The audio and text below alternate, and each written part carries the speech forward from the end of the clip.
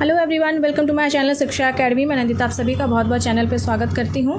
और आज मैं आप लोगों के लिए लेकर आई हूँ वीडियो पार्ट 7, सब्जेक्ट है फंडामेंटल ऑफ टीचर एजुकेशन, अध्यापक शिक्षा के मूल तत्व। ठीक है, आज हम यूनिट 5 शुरू करने वाले हैं और यूनिट 5 के 10 क्वेश्चंस को इस पार्ट में डिस्कस करेंगे। फिर पार्ट 8 में बाकी के आई थिंक 8 क्वेश्चन और हैं, उसको डिस्कस करेंगे। ठीक है, और हमेशा आप जो भी मेरे वीडियोस शुरू से देखते हैं आपको पता होता है कि कितने कम MCQs में मैं कितने ज़्यादा MCQs में कवर करती हूँ, और इससे आप सभी का टाइम भी वेस्ट होता है। और मैं MCQ सिर्फ रीड नहीं करती हूँ, मैं उसको एक्सप्लेन भी करती हूँ, जिससे कि MCQs को घुमा फिरा के भी क्वेश्चंस आ जाएं तो वो आप उसको इजीली कर सकें। और हमेशा आप लोग को भी मैं बोलती हूँ कि कॉन्सेप्ट पे ध्यान देना ज़रूरी है। कॉन्सेप्ट पे ध्यान देने के साथ साथ फैक्चुअल चीज़ों के नोट्स बनाना बहुत ज़्यादा ज़रूरी है। तो प्लीज़ वीडियो शुरू करते हैं तो वीडियो को आखिरी तक ज़रूर देखिएगा और प्लीज़ कॉपी पेन लेकर बैठ जाइए। और ईजी क्वेश्चंस हैं तो आपको वैसे ही प्रिपेयर हो जाएगा, बट अगर फैक्चुअल क्वेश्चंस हैं तो प्लीज़ हर वीडियो में बोलती हूँ नोट्स ज़रूर बनाइए। ठीक है, तो चलिए वीडियो को शुरू करते हैं। ये है फंडामेंटल्स ऑफ टीचर एजुकेशन का पार्ट 7। ठीक है, बैकग्राउंड में शोर काफ़ी ज़्यादा है तो प्लीज़ उसको अवॉइड करिएगा। क्वेश्चन नंबर 1 यहाँ पे देखिए, हमें शिक्षा में किस चीज़ पे बल देना चाहिए। तो यहाँ पे क्या है कि पहला क्या है क्वांटिटी, दूसरा क्या है क्वालिटी, तीसरा क्या है रोट लर्निंग। ठीक है, तो यहाँ पे 3 ऑप्शंस दिए हुए हैं और यहाँ पे हमें सबसे मोस्ट सूटेड ऑप्शन, तो ऐसे तो ऑप्शन लिखा हुआ है, आप तो सीधे बोल देंगे भाई क्वालिटी है। ठीक है, तो इसमें बाकी ऑप्शंस को भी देखना ज़रूरी है कि भाई क्वांटिटी पे बल, मतलब क्वांटिटी पे बल ज़्यादा नहीं देना चाहिए, क्योंकि क्वांटिटी क्या है कि आप बच्चे के दिमाग के हिसाब से चलना चाहिए कि भाई बच्चा एक मान लीजिए क्लास 1 के लेवल का बच्चा है तो उसको इसी हिसाब से चीज़ें समझ में आएंगी। उसको बहुत ज़्यादा ज्ञान एक बार में दे देंगे तो वो उसका भी मानसिक स्तर इतना है ही नहीं कि वो उसको सीख पाए। इसलिए यहाँ पे क्वांटिटी पे हमें फोकस नहीं करना चाहिए। ठीक है, और क्वालिटी पे फोकस करना चाहिए। क्वालिटी में सारी चीज़ें आ जाती हैं कि जैसे कि आप बच्चे का मानसिक स्तर पर कितना विकास हुआ है, फिजिकल लेवल में भी पेंसिल पकड़ने लायक है कि नहीं वो। ठीक है, तो ये सारी चीज़ें आपकी बच्चों को क्वालिटी एजुकेशन देना है। उसमें हम कौन कौन से फैक्टर्स का ध्यान रखेंगे कि बच्चे का मानसिक स्तर कैसा है, बच्चे का फिजिकल डेवलपमेंट कैसा हुआ है, कॉग्निशन का लेवल कैसा है, ये सारी चीज़ें होलिस्टिक वे में क्वालिटी में आ जाएंगी। Option number C rote learning, भाई रटने पे हमें बच्चों को रटना नहीं सिखाना है। ठीक है, कि छोटे बच्चे बहुत ईजिली चीज़ों को रट लेते हैं, वो नहीं सिखाना, समझने पर ध्यान देना है। तो यहाँ पे सबसे मोस्ट सूटेड ऑप्शन यहाँ पे बी है, बाकी ए और सी नहीं होगा। ठीक है,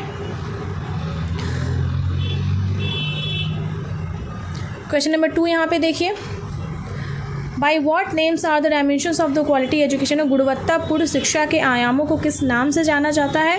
ठीक है, तो यहाँ पे option number A is right, 6 A's के नाम से जाना जाता है। ठीक है, ये कंटेंट अग्रवाल की बुक से लिया गया है, इसमें कुछ क्वेश्चंस अलग से भी डाले गए हैं। ठीक है, तो ये 6 A's मैं बता देती हूँ। पहला है आपका असेसमेंट, जिसमें आपका आकलन आ जाएगा, भाई गुणवत्तापूर्ण शिक्षा आपको देनी है, उसमें क्या क्या चीज़ें आएंगी। तो पहला हो गया असेसमेंट, जिसमें आपका आकलन आ गया। दूसरा हो गया आपकी अकाउंटेबिलिटी, जवाबदेही आ गई। तीसरा आ गया ऑटोनॉमी, स्वायत्तता। चौथा हो गया आपका अटेंशन टू टीचर। ठीक है, 5वां हो गया attention too early childhood development. और लास्ट 6ठा आ गया अटेंशन टू कल्चर। तो ये जितने भी मैंने डायमेंशंस यहाँ पे बताए हैं, मैं और वीडियो एडिट करते टाइम यहाँ पे नीचे स्क्रीन पे डाल दूँगी। ये सारे ही डायमेंशंस अगर फॉलो किए जाते हैं तो बोला जाएगा भाई ये शिक्षा क्वालिटी, एक तरह से क्वालिटी एजुकेशन है। ठीक है, आगे बढ़ते हैं। क्वेश्चन नंबर 3 यहाँ पे देखिए। अब यहाँ पे तो पहले क्वेश्चन में पूछा गया कि कितने डायमेंशन है यहाँ पे, तो आप 6 A's है तो बता देंगे। अब उसी से रिलेटेड यहाँ पे ऑप्शन बनाया गया है, फ्रेम किया गया है कि what are the dimensions of the quality education. तो डेफिनेटली टीचर फोकस्ड होना चाहिए, उसमें ऑटोनॉमी होनी चाहिए, अकाउंटेबिलिटी होनी चाहिए, असेसमेंट होना चाहिए। ठीक है, तो यहाँ पे all of the above option आपका सही है। ठीक है,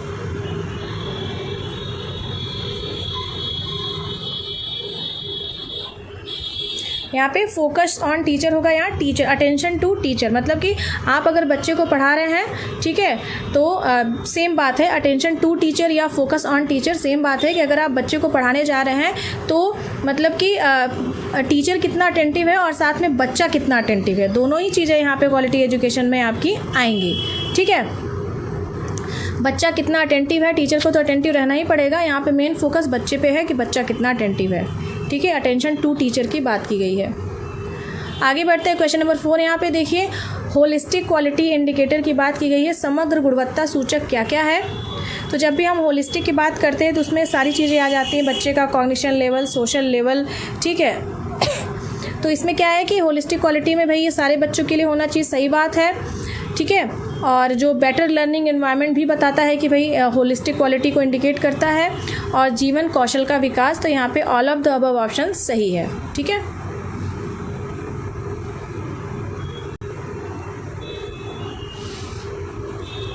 क्वेश्चन नंबर 5 लेके चलते हैं। Holistic education program has been initiated in, तो जो होलिस्टिक एजुकेशन प्रोग्राम है वो कब इनिशिएट किया गया, तो ऑप्शन ये है 2019 में इनिशिएट किया गया, ठीक है। अगले क्वेश्चन की तरफ बढ़ते हैं आगे।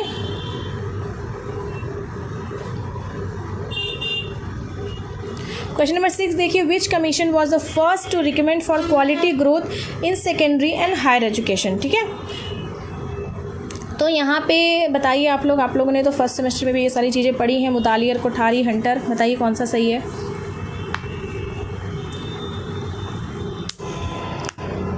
इसमें option number A is right, जो आपका मुदालियर कमीशन है वो आपका आ जाएगा, सेकेंडरी और हायर एजुकेशन से रिलेटेड आपका मुदालियर कमीशन आ जाएगा। जो राधा कृष्ण कमीशन था वो आपका बेसिकली प्राइमरी एजुकेशन से रिलेटेड था, ठीक है। और बाकी इंपॉर्टेंट आप लोग को मैं बाद में बता दूंगी कोठारी और हंटर के बारे में, क्योंकि काफ़ी डिटेल में चीज़ें यहाँ पर पूछी गई हैं, ठीक है।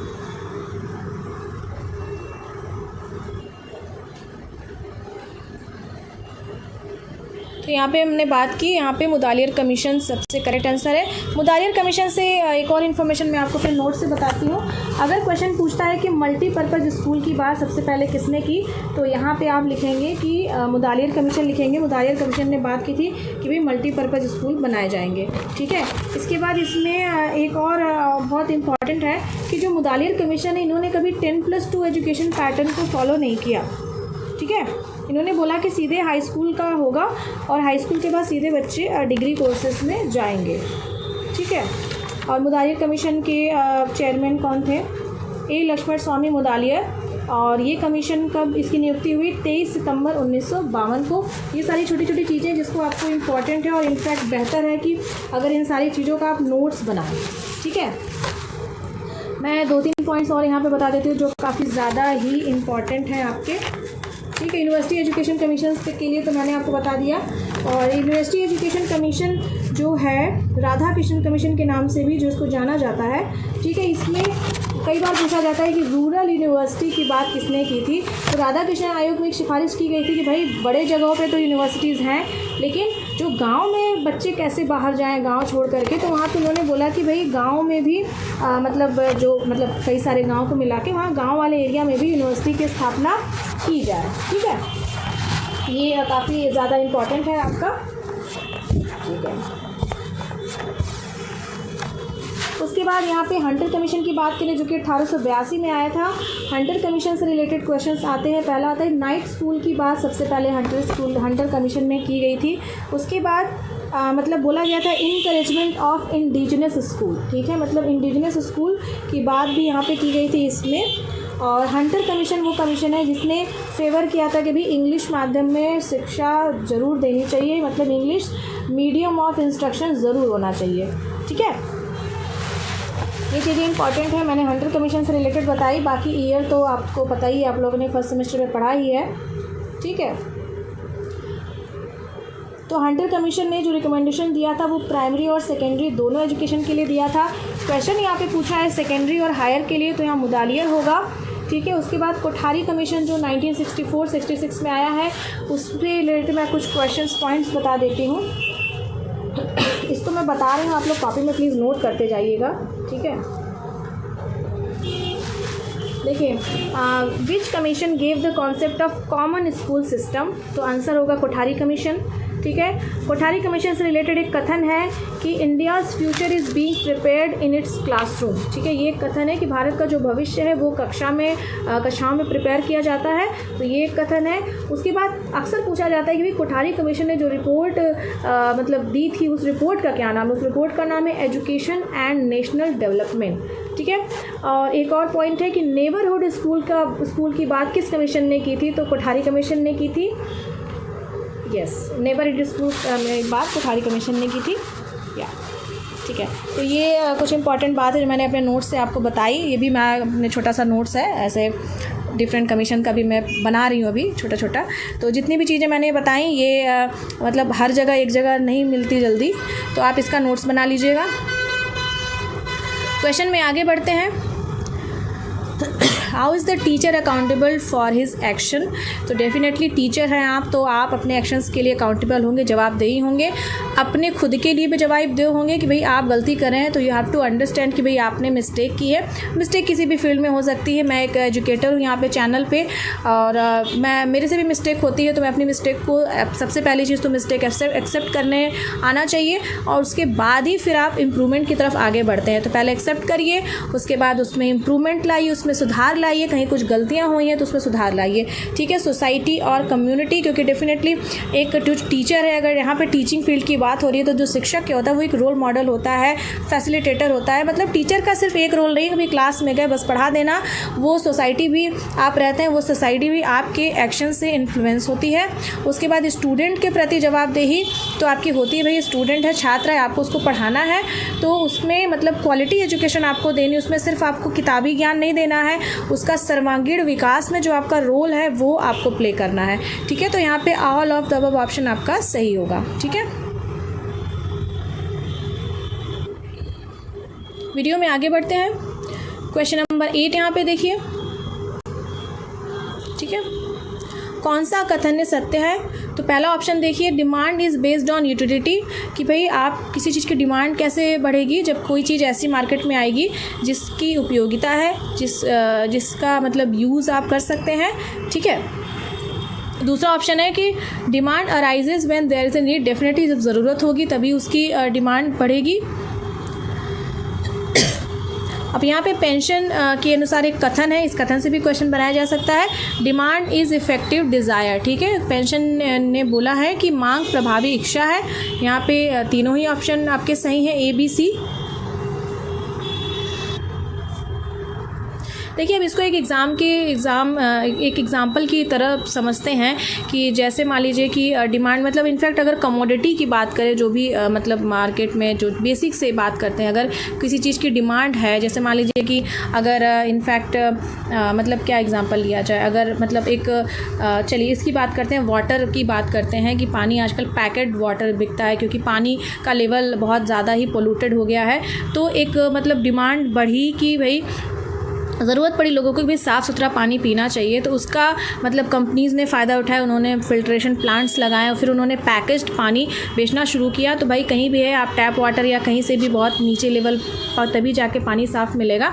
तो यहाँ पे क्या है कि उपयोगिता आई कि भाई साफ़ पानी चाहिए, मांग आ गई, उसके बाद फुलफिलमेंट होने लगा। ठीक है, तो यहाँ पे देखिए दोनों ही ऑप्शन इसको इस एग्जाम्पल पे फिट बैठ रहे हैं कि डिमांड अराइज हो गया जब ज़रूरत आ गई। ठीक है, तो इससे आप इसको समझ सकते हैं, अपने से भी आप एग्जाम्पल बना सकते हैं। क्वेश्चन नंबर 9 यहाँ पे देखिए, demand increases when price falls and demand decreases when price rises. What is this inverse relationship between demand and price.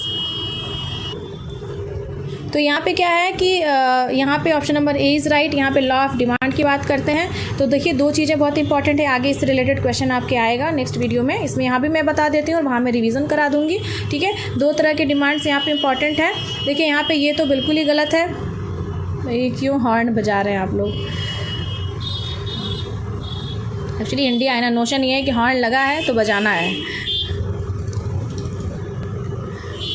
Extremely sorry for the background noise. Okay, let it be. तो यहाँ पे आपका law of readiness, inflation नहीं, ये सब गलत है भाई, सिर्फ ऑप्शन नंबर ए सही है। तो दो तरह के डिमांड का लॉ है यहाँ पे, पहला है लॉ ऑफ डिमांड, दूसरा है लॉ ऑफ सप्लाई। ठीक है, तो लॉ ऑफ डिमांड, ये क्वेश्चन सही है। तो लॉ ऑफ डिमांड में क्या होता है कि जो प्राइस और डिमांड के बीच में मतलब पॉजिटिव रिलेशनशिप होता है। ठीक है, तो अब देखिए यहाँ पे लिखा है कि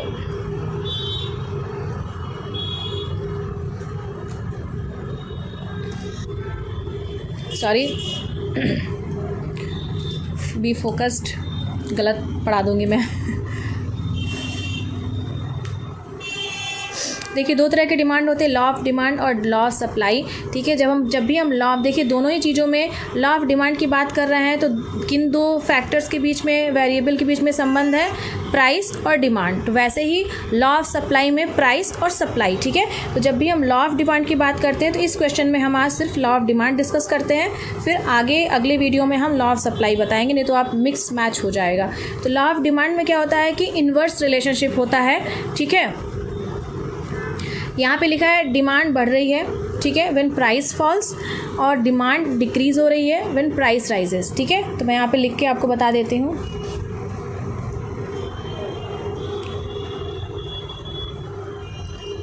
price inversely proportional to demand. ठीक है, तो यहाँ पे देखिए जब प्राइस किसी कमोडिटी की नीचे गिर रही है, प्राइस घट रही है तो डिमांड बढ़ जाएगी। उसके बाद अगर प्राइस बढ़ रही है तो डिमांड डिक्रीज़ हो जाएगी। ये लॉ ऑफ डिमांड कहता है। तो यहाँ से क्वेश्चन कई बार पूछा जाता है कि पहला लॉ ऑफ डिमांड के बीच में डिमांड और प्राइस के बीच में कैसा रिलेशनशिप है, तो आप पहला है इन्वर्स रिलेशनशिप है। ठीक है, इन्वर्स रिलेशनशिप ये भी सही है। दूसरा है निगेटिव रिलेशनशिप, ये भी सही है। ठीक है, मतलब एक बढ़ेगा तो दूसरा घटेगा, दूसरा बढ़ेगा तो एक घटेगा, ये वाला रिलेशनशिप है। और बिल्कुल आई होप ये आपको समझ में आ गया होगा। ठीक है, आगे बढ़ते हैं। Question number 10, who gave the theory of supply and demand? तो option number 2 is right. Alfred Marshall के द्वारा ये थियरी दी गई है। ठीक है,